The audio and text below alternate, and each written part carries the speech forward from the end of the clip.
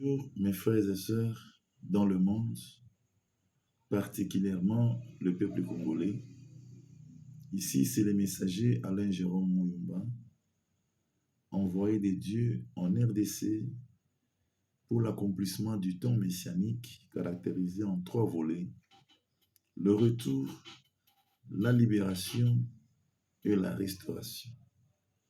Aujourd'hui, je viens au milieu de mes frères et sœurs, compatriotes congolais et congolais, pour parler d'un thème. Donc, en ces temps ici, comme un marathon, nous avons à parler sur le retour de l'Église. Parce que nous trouvons que le retour de l'Église aurait facilité l'accomplissement du plan du Tout-Puissant dans notre pays. Une fois que notre pays est une nation élue, une nation à vocation prophétique, apostolique, par laquelle le monde entier aurait rencontré la lumière. Au temps où nous sommes de la fin, le Tout-Puissant a pris l'initiative de retourner dans notre pays, renouveler son alliance. Et je suis témoin de la révélation de l'alliance que l'Éternel a fait avec la RDC à travers une arche que j'ai vue dans la mission 2022, qui a démontré le renouvellement de l'amour du Tout-Puissant et son retour, le retour de son alliance pour la nation qu'il a choisie. C'est sur base de ça que le Tout-Puissant a préparé que le pays puisse entrer dans le temps messianique où le Christ devait prendre le pouvoir afin de pouvoir changer l'essor de notre nation et préparer notre nation à sa vocation dans laquelle toutes les nations de la terre auraient rencontré sa lumière. Notre thème est basé sur le retour de l'Église. Donc, nous sommes tous témoins, peuple congolais, que nous sommes au temps où l'Église dans notre pays n'est pas dans une bonne assiette. L'Église n'est pas à son assiette. L'Église n'est pas à sa dimension. Les signes sont palpables. Nous voyons réellement des serviteurs de Dieu à se disputer du pouvoir. La propre Église est liée au pouvoir politique. La plupart des serviteurs de Dieu sont dans le système de la démagogie des politiques, ce qui fait défaut à la propre mission de l'Église qui devait changer et transformer ses politiques et faire des hommes d'État intègres qui craignent l'Éternel et qui devaient servir le peuple pour le bien-être de la nation.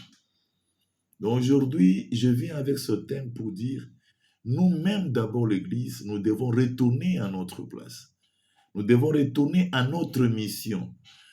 Et quand l'Église retourne à sa mission, et la mission de l'Église est exercée dans la nation, cette nation réellement va vivre le plan du Tout-Puissant à un temps record possible.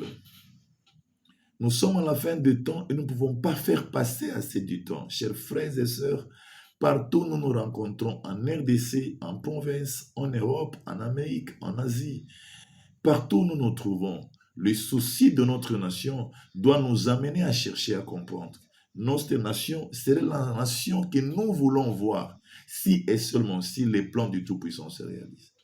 Et les plans du Tout-Puissant ne peuvent se réaliser qu'à travers l'Église. C'est l'Église qui est l'ensemble des croyants, ceux qui croient au Tout-Puissant, qui ont la connaissance sur les mystères du Tout-Puissant. Ce ne sont pas ceux qui sont dans les loges. Ce ne sont pas ceux qui sont dans les magies, dans les fétiches, qui peuvent comprendre qu'est-ce que c'est les plans du Tout-Puissant. C'est nous qui sommes les croyants en Christ, les croyants musulmans, tous ceux qui sont croyants liés au Dieu suprême créateur. C'est nous qui connaissons le plan du Tout-Puissant et nous devons chercher les voies et moyens pour que ces plans soient établis. Voilà pourquoi le messager vient avec ces messages qui consistent au retour de l'Église. J'ai préparé 3 points capitaux avec lesquels je vais décortiquer ensemble avec tous ceux qui vont m'écouter sur l'Église où chacun de nous, moi de ma part, je suis en train de faire ma part comme membre du corps. Je vais sensibiliser à chacun de nous de comprendre si nous nous disons être croyants du Christ, puisque nous sommes membres du corps du Christ et les membres sont là pour servir l'un à l'autre pour le bien du corps qui est le Christ. Le premier point que j'ai préparé à décortiquer, c'est l'Église comme corps du Christ. Je voudrais assez que plusieurs d'entre nous comprennent. Quand nous parlons de l'Église, nous parlons de quelque chose qui a à voir à une promesse que le Christ a donnée à un apôtre qu'il a préparé au temps convenable, qui serait pasteur en cette Église et par qui la clé de la vie éternelle sera scellée en lui et par lui tous les croyants seront réunis pour le salut. Il s'appelle Pierre, dont le nom était Simon, converti en Pierre. Et Jésus disait que sur cette pierre, je construirai mon église. La mort n'aura aucun pouvoir sur cette église. Ce qui serait lié par celui-ci sera lié dans le ciel, puisqu'il a reçu le privilège d'être celui qui va représenter Christ, étant église sur la terre des vivants. Aujourd'hui, je voudrais apporter cette connaissance à tous les frères et sœurs, que nous devons nous-mêmes d'abord non regarder la structure du temple, la structure de l'assemblée, pour que nous puissions nous rendre compte d'église. Nous devons d'abord nous rendre compte d'église, nous, étant humains, croyants. En ce moment-là, nous sommes membres du corps du Christ. Si chacun de nous se rend compte qu'il est membre du corps du Christ et il doit fonctionner pour ce corps, nous chercherons le voies et moyens pour que nous puissions être à la hauteur du fonctionnement idéal qui va permettre que nous soyons utiles à ce corps, afin que de la fin du temps, nous soyons dans la gloire avec celui vers qui nous sommes liés. Le corps est lié à la tête. Les membres sont liés à la tête qui représente Christ. Si nous sommes liés à lui, dont la foi en lui va déboucher en nous son esprit, cet esprit va nous ranimer et booster le don afin que nous puissions le servir. Mais aujourd'hui, c'est un peu difficile que cela arrive, puisque la réalité d'église n'est pas dans le sens propre de la mission comme le Christ l'a souligné. Peuple du monde entier, frères et sœurs, compatriotes congolais et congolais, nous sommes une nation élue, nous sommes un peuple choisi. Comprenez que la foi en Christ ne serait jamais le résultat de problèmes que nous avons pour avoir la solution. Comprenez que la foi en Christ ne pouvait jamais être un moyen qui va nous permettre de nous enrichir ou d'être très heureux dans la vie. Si nous consultons les Écritures saintes, nous nous rendrons compte que ceux qui ont cru en Jésus-Christ, quand bien même ils avaient la paix avant de rencontrer la vie en Christ, ils sont entrés dans des persécutions. D'autres ont même perdu leurs activités laborales qui produisaient les rendements pour leur maison. Donc la foi en Christ n'est pas un moyen qui nous amène à la richesse, au fait. N'est pas un moyen qui nous amène aux guérisons ou aux miracles. La foi en Christ, c'est un moyen qui nous permet d'être pardonnés du péché. Et que par cette foi, les péchés soient abolis en nous. Et quand le péché est aboli en nous, nous n'aurons pas une barrière à nous communiquer, à nous impacter avec le Tout-Puissant, afin que par nous, nous puissions vivre par son esprit. Donc les résultats de la foi en Christ ne seraient jamais ce que nous pensons tous les jours. Serait le moyen d'obtenir son esprit qui va nous soutenir pour une vie nouvelle. Et dans cette vie nouvelle, nous sommes là comme membres du corps pour pouvoir servir au Maître. Donc, par ce point, je voudrais dire, répentons-nous de la manière vaine que nous avons pris la réalité de la foi en Christ. Nous avons pris la réalité de la foi en Christ comme moyen qui va nous permettre d'être très heureux. Oui, je n'en disconviens pas. Si nous demeurons dans la foi en Christ, nous acceptons le changement et la transformation, nous obéissons à la doctrine du Christ, réellement nous serons un peuple libre, sans être opprimé. Et par cette liberté, ce qui a été doté en nous serait manifesté. Nos talents ne seront pas privés, puisque nous serons dans l'esprit de celui qui a triomphé le règne de Satan sur la terre des vivants. Donc, d'abord, c'est nous. Chacun de nous doit se consulter que nous sommes à la fin du temps. Comment il fonctionne à ces mêmes membres qui est corps, à ces mêmes corps de Christ dont il est membre. Comment tu fonctionnes, mon frère, ma soeur? Cette vie a des limites. Moi, j'ai toujours dit que la vie de la terre est une fantaisie. L'homme a une vie courte sur la terre. Quand il arrive à 70 ans, il ne se rend plus compte. 80 ans, il ne se rend plus compte. Il n'a plus la force de pouvoir servir son Dieu. Il est temps, peuple. Il est temps que nous puissions prendre l'Église d'abord dans soi, en nous-mêmes, comme membres du corps du Christ. Si tout le membre, tout le croyant accepte réaliser l'Église d'abord comme lui étant membre du corps du Christ, nous chercherons à avoir une vie de sainteté. Nous prendrons des décisions fortes qui nous permettraient d'abandonner le monde, abandonner tout ce qui peut nous limiter à fonctionner étant membre du corps du Christ. Et c'est alors que nous serons réellement capables de pouvoir servir, capables de pouvoir agir, capables de pouvoir fonctionner étant membre du corps du Christ. Nzoto tozana yango, biso moko ezako sekosala biso exemple typique. Tozana maboko, tozana makolo. Et nzoto oyo, selon fonctionnement ya membre moko na moko nde ezali kosala survie ya nzoto po ezala bien, po ezala en bonne santé, po ezala propre. Donc c'est le fonctionnement du corps. C'est-à-dire pour que l'église soit à la hauteur, il faut que tous les membres soient dans la même dimension. Pour qu'on soit dans la même dimension, nous devons transformer notre forme de croire en Christ. Croire pour que les péchés soient abolis afin d'être sauvés. Et vivre pour sauver sa vie. Là, nous serons attentifs. Là, nous aurons la crainte de l'Éternel. Là, nous aurons la crainte d'aller en enfer. Et par là, l'Esprit du Tout-Puissant va nous couvrir.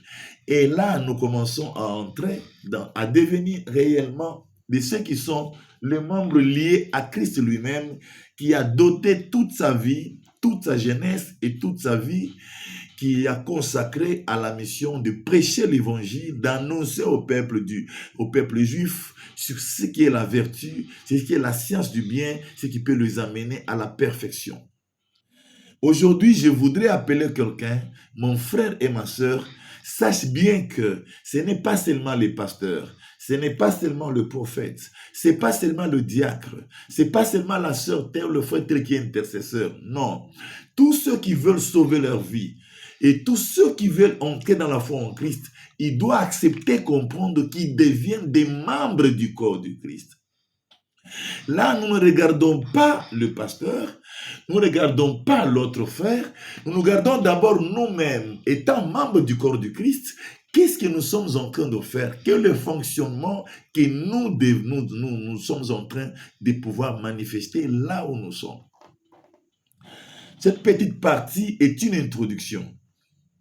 Il nous faut la repentance sincère. Il nous faut les changements de vie. Il nous faut l'abandon du monde. Il nous faut la consécration, qui est le secret pour pouvoir accomplir sa mission sur la terre. Il faut haïr sa vie. Il faut donner la vie à Christ. Il faut suivre l'exemple de tous les apôtres. C'est donner à Christ comme un don vivant afin de pouvoir le servir. Là, nous serons comme des vases réellement ou des assiettes qui sont disponibles à recevoir la nourriture. Aujourd'hui, le Saint-Esprit ne fait pas part dans beaucoup de lieux où nous confessons le nom de Jésus-Christ, puisque notre forme de le confesser, nous confessons ce nom beaucoup plus pour les intérêts particuliers. Au lieu de le confesser pour lui, au lieu de confesser ça pour le Christ, nous confessons pour nous-mêmes. Peuple du monde entier, nous sommes à la fin du temps. Jésus-Christ a donné des préalables, des conditionnements pour le suivre. Et le premier conditionnement, c'est renoncer à soi-même. Renoncer à soi-même, renoncer à ton père, à ta mère, ce n'est pas éloigner les parents, c'est pas éloigner les frères et sœurs, c'est prendre des priorités d'abord. Au-dessus de tout, la priorité, c'est servir le Christ. En ce temps ici, c'est cette interprétation que nous devons avoir. Et si nous sommes pour Christ, nous ne chercherons pas à pleurer à Christ jour et nuit pour ce que nous voulons. Mais nous mettons à lui, nous mettons à le servir. Et lui-même, il saura qu'est-ce qu'il peut faire de nous, étant Père. vous vous rendrez compte ce qu'il a dit dans les Écritures. Cherchez d'abord le royaume des cieux, le reste vous sera donné après. C'est-à-dire, il sait que l'homme a des nécessités, il sait que l'homme a des besoins, et il sait que quand l'homme croit en lui, il reçoit son esprit, il se donne à lui, lui il saura ce qu'il va faire avec l'homme. Plusieurs fois, nous ne sommes pas à la mesure de nous mettre en contact avec le Christ, qui est notre maître, puisque notre forme de le suivre est beaucoup plus pour avoir afin de montrer à la cité. Nous allons faire des jeûnes. Nous jeûnons pour demander afin d'avoir et démontrer aux autres. Bien-aimé, aujourd'hui, je viens te dire, étant corps du Christ, il te faut être humble.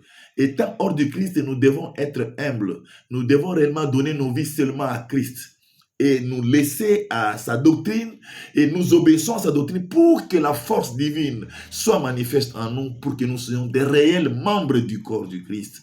Seuls les membres du corps vont monter avec l'époux, puisqu'ils sont liés à lui. Les membres qui n'est pas lié à lui n'aura pas la capacité de monter avec lui, n'aura pas la capacité d'être là où il est. Là où sera le Christ, c'est là où il y a le salut. Là où il y a ses envoyés, c'est là où il y a les saluts. Ceux qui seront liés à Christ en ces lieux-là, automatiquement, le salut sera leur partage. Chers frères et sœurs, j'ai évoqué ce point dont l'apôtre Paul avait manifesté dans le livre des Corinthiens, que nous sommes réellement les membres du corps du Christ et en définitive, nous sommes comme le temple du Saint-Esprit. Et le Saint-Esprit ne peut avoir lieu dans quelque chose qui est pur et saint. Nous devons faire l'effort pour étouffer les péchés. Nous devons faire l'effort pour quitter le monde, pour quitter la vie du péché, afin que nous ayons les capacités nécessaires de pouvoir fonctionner comme membres du corps du Christ. Voilà, j'ai ton texte décortiqué un tout petit peu ce qui est essentiel étant membre du corps du Christ. Ces membres du corps du Christ, en deuxième lieu, terminent à être une assemblée, c'est-à-dire différentes personnes, différentes créatures, différents frères et sœurs. Après avoir cru en Jésus-Christ, ils se réunissent quelque part, ils constituent une assemblée, une communauté chrétienne. Alors, je voudrais maintenant entrer dans ce deuxième point. Église comme communauté chrétienne. Église comme communauté chrétienne, c'est explicitement une mission. C'est exclusivement une mission. Voilà ce qui a failli dans notre nation. Voilà ce qui a fait défaut dans notre pays. Aujourd'hui, je voudrais à sec, tous les frères et sœurs qui écoutent cette contribution que je donne, chacun là où il est, sans regarder gauche à droite, sans se laisser dans le fanatisme, qui comprend que le royaume des cieux, pour le royaume des cieux, chacun pouvait être jugé lui. Mais quand nous sommes déjà une communauté chrétienne, nous ne nous réunissons pas là pour pouvoir pleurnicher jour et nuit sur nos vies. Non. La communauté chrétienne a comme modèle Actes des Apôtres dans la première prédication du Pierre qui a constitué 3000 personnes qui sont converties. Ceux-là se sont unis comme une communauté chrétienne. Il n'y a pas un autre modèle, mes frères et sœurs. Et dans cette communauté chrétienne, les gens sont là consacrant leur vie à Christ. Voilà ce que nous devons faire. Renonçons à nous-mêmes à ce que nous cherchons. Renonçons à nos valeurs. Cherchons afin que la mission du Christ soit exécutée dans le monde, en commençant par nous qui sommes les membres du corps et qui vont entrer parmi les peuples païens pour leur montrer que l'Éternel Dieu Tout-Puissant s'est fait chair pour pouvoir nous sauver afin qu'on ne puisse pas aller en enfer. Donc, l'Église comme une assemblée, c'est spécifiquement une mission. Les pasteurs, les prophètes, ceux qui se sont convertis là, nous nous sommes convertis pour nous unir ensemble pour un seul but. Ce but, c'est quoi? C'est la mission. Voilà pourquoi l'Église authentique avait rassemblé les hommes et les femmes qui avaient mis tout en commun. Ils étaient unanimes. Ils persévéraient dans les enseignements des apôtres, dans les intercessions, Ils persévéraient dans la fraction de pain et ensemble ils intercédaient pour la mission.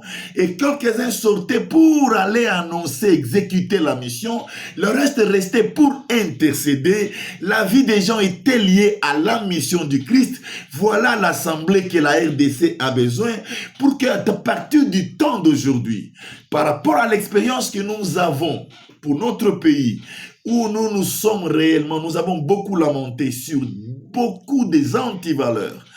Beaucoup d'antivaleurs se sont révélés dans la gestion de notre pays. Nous nous sommes rendus compte. Il faut la crainte de l'Éternel. Il faut qu'il y ait une mission et l'Église doit fonctionner. Nous devons faire une petite rétrospection. Où en sommes-nous avec l'Église? Parfois, nous déplorons le mauvais comportement de détournement, des vols aux politiques. Mais si nous regardons bien, tous ces politiques-là ont grandi dans l'Église. Parfois, c'est l'Église catholique. Donc, de forme générale, parfois, c'est protestant, parfois, c'est évangélique, parfois même, c'est Église de réveil.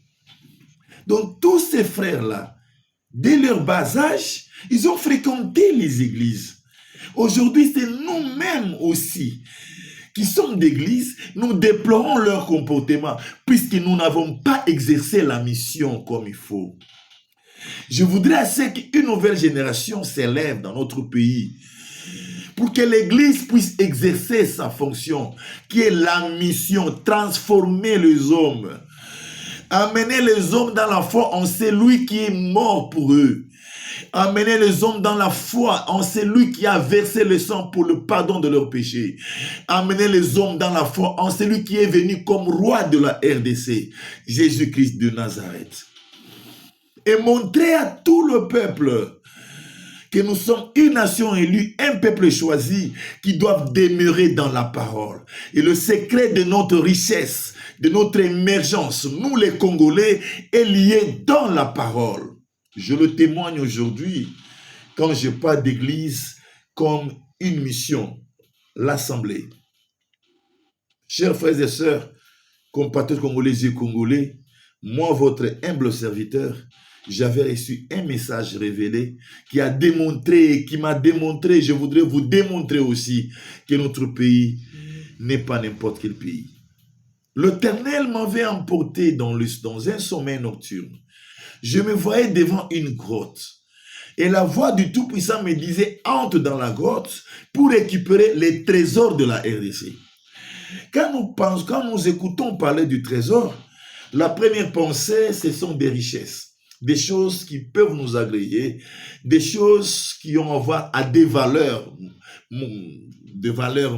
physiques, de valeurs monétaires.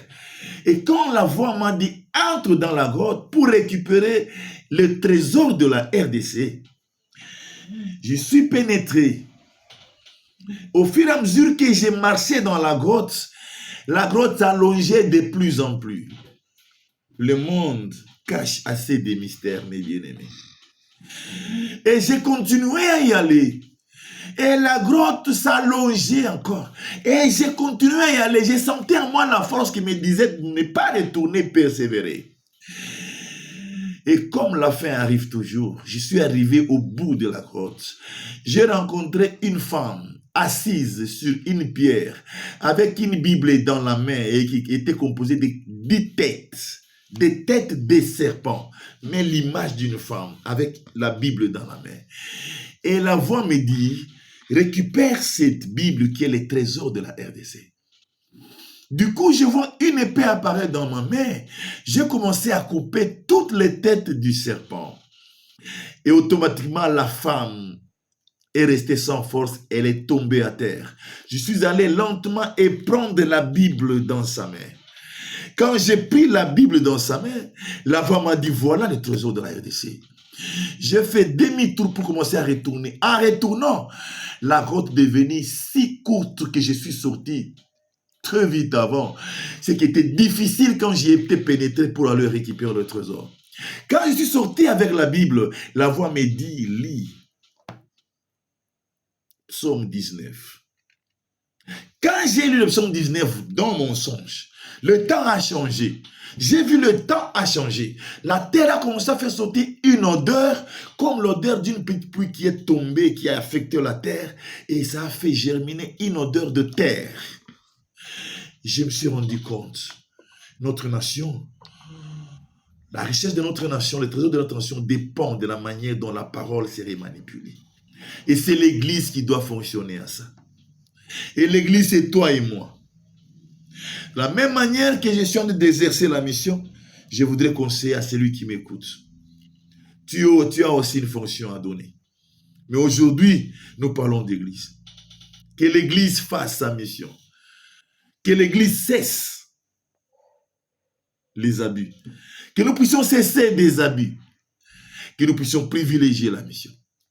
L'Église de Pierre, l'Église de Paul, selon l'exemple des Écritures, a été liée à la mission, basée à la prédication, qui consistait à la repentance, au changement de vie.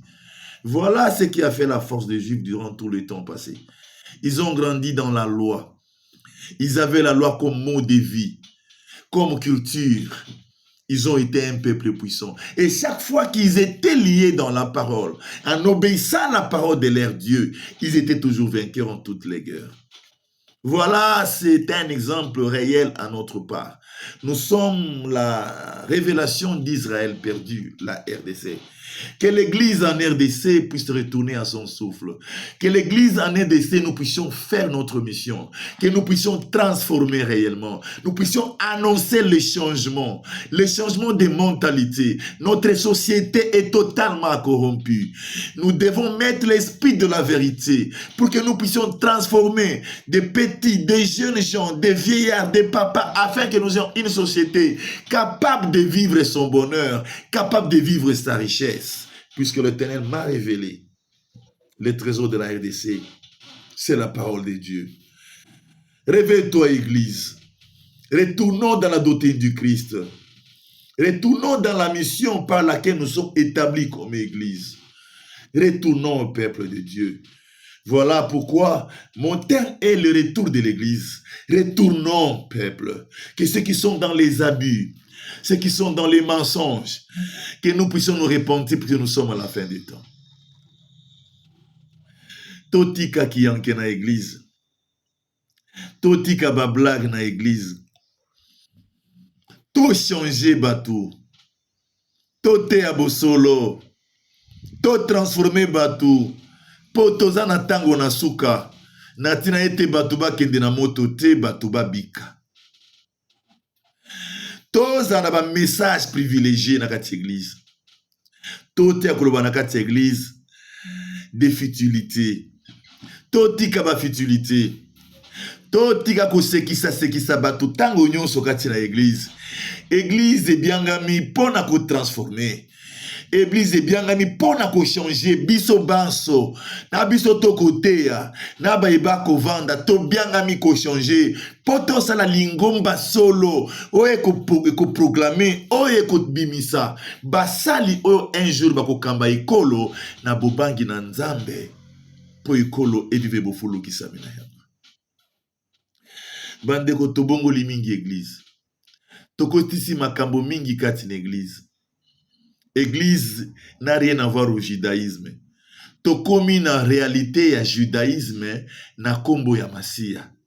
Et komi lokola Masia lobaki mingi bakoya na kombo na ngai. Tokomi ko utiliser kombo ya Yesu Masia, mais le mot de vie est un mot de vie à judaïsme. Même pas judaïsme, parce que judaïsme c'est koto sa loi. Na lingi boye pona lobi boye pona ni toza beaucoup plus sur la vie sociale, na ba influences humaines, na ba influence ba valeur ya nature humaine, alors que le christianisme est un mouvement et kobimisa batu na bonzoto ko tsa batu na kati na dimension ya molimo na tina ete mutwa koma parfait. Moïse est venu avec la loi, Jésus est venu avec la foi. Moïse c'est la chair, Jésus c'est l'esprit. La chair sans l'esprit, il ne vit pas. C'est la mort. Et l'esprit sans la chair, il ne fonctionne pas. Il n'accomplit pas la mission. Donc, c'est les Moïse et Jésus, c'est l'accomplissement de la loi et le prophète. Voilà pourquoi au jour de transfiguration, Moïse et Élie sont apparus devant Jésus et lui ont dit, tu accompliras la volonté du Tout-Puissant. Peuple, retournons l'église à la place. Totika ba influence, oememi mingi abatei na kati ba magie. Puisque tolingi influence mingi. Tolingi bonzoto mingi. Tolingi ba valeur humaine mingi. Ozana lingombo kote ya solo. Soko kikuna pasteur moko na za ukabola batunguya. Otiki lingombo na kote ya solo. Okei pasteur na tia loboko. Et pourtant vocation na ena yo eza différente. Okende kolata mulimo ya mabe. Ozongi na église na yo oza kote ya solo. Okomi kote ya makambo za kote ya te. Komo kwei sabatu. Komo sala biloko. Biloko nyonso wana eko bebi sa mission na kati ya église. Tozonga. Po tozana ta ya suka. To privilégié ndenge ya kobongola bato pe kokotisa bango na nzela na Nzambe. Deuxième point, église comme assemblée, il faut que nous fassions un grand effort pour compléter aux écritures la révélation. Et la révélation dont je parle dans l'assemblée, ce n'est pas la révélation ya muta okende la poto. C'est pas la révélation ya muta kobala. Et sa révélation, il sa peuple, il sa état d'esprit, en moko na moko kati l'église, pour to tambu sa manakati ya lokutate, pe to tambu sa makate kati ya kati na biso misala mabe ko salema. Il faut la révélation, puisque quand il y a l'assemblée, c'est tout un monde qui est là. Et dans ce monde-là, chacune des personnes a son âme. Et différentes âmes doivent être purifiées par la parole pour que tout soit unanime, uni à un seul esprit qui est l'esprit du Christ. Il faut la révélation. Quand l'assemblée n'a pas la révélation, on peut être conduit par un magicien. On peut être conduit par quelqu'un qui est déjà tombé dans la foi. Car quelqu'un que le diable avait déjà volé. Mais comme les gens sont fanatiques, comme il y a du noir, personne ne voit. Et les gens continuent dans la voie tortueuse avec le nom de Jésus-Christ. Il faut la révélation pour l'Église. Pour qu'il y ait révélation, il faut les changements de vie. Il faut quitter le monde pour donner espace au Saint-Esprit en nous. Et le Saint-Esprit viendra nous révéler des choses cachées qui nous permettaient de prêcher des choses révélées, qui nous permettaient de nous conduire par le Saint-Esprit pour que nous puissions arriver à la destination. Et en conclusion de tous ces faits, Église comme membre du corps du Christ, Église comme assemblée avec la mission de transformer. La conclusion, c'est une nation rétablie. École Oyo, peuple baza rétabli, puisque baza transformé. École Oyo, et tondi na bunguya bonzambe, puisque bikela mon baza bien transformé. Baza na katia bobangi bonzambe ezako punja punja. Ça ne peut arriver que Soki. Moko na moko atina biso à se rendre compte as un membre du corps de Christ. Ça ne peut arriver que c'est quand l'église comme assemblée, la mission est faite. Et la mission c'est transformer. La mission c'est apporter la crainte de l'Éternel. La mission c'est de libérer ceux qui sont dans la captivité afin de retourner à Christ et Jésus pour leur salut. Et par là, nous aurons une nation rétablie. Une nation prête à établir les plans du Tout-Puissant. Une nation qui va établir Jésus-Christ à la magistrature suprême pour que les plans de Dieu soient réalisés comme il a été annoncé avant. Chers frères et sœurs, je voudrais chuter à dire grand merci à vous tous. Grand merci à notre caméraman qui est vraiment branché pour que nous puissions faire cette émission. Grand merci à tous ceux qui ont contribué afin qu'aujourd'hui nous ayons cette disponibilité. Grand merci à la mission du temps messianique. Grand merci à vous tous qui êtes disposés à écouter ces messages.